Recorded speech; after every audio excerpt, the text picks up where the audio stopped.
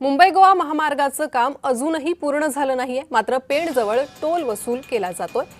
यावर डावखरे यांनी नाराजी व्यक्त केलेली आहे। महामार्गाचं काम झाल्याशिवाय टोल घेऊ नका, विधान परिषदेत निरंजन डावखरेंनी हा मुद्दा उपस्थित केलाय। मंत्री उदय सामंत यांनी डावखरेंच्या मागणीवर प्रतिक्रिया दिली आहे। आपण नागपूरला जाऊन गडकरींची भेट घेतली, त्यांच्या कानावर ही बाब टाकली, असं उदय सामंत म्हणतात।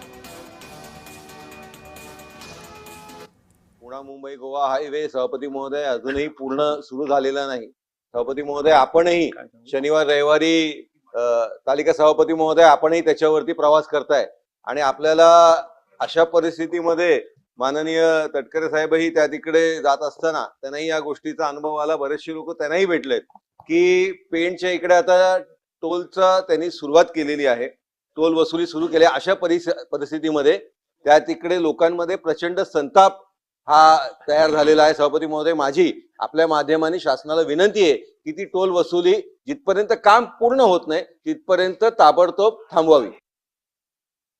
सन्मान्य सदस्यांनी जे जे मुद्दे सांगितले ते मी गडकरी साहेबांच्या कानावर घातलेले आहेत।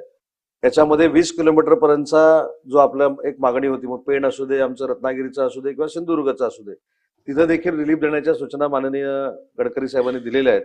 आणि सगळ्यात महत्वाचं 3000चं जे पॅकेज आहे, हे पॅकेज मी त्यांना सांगितलं की कशा पद्धतीनं आहे ते आम्हाला प्रेझेंट जर अधिकाऱ्यांनी केलं तर ते चांगलं होईल।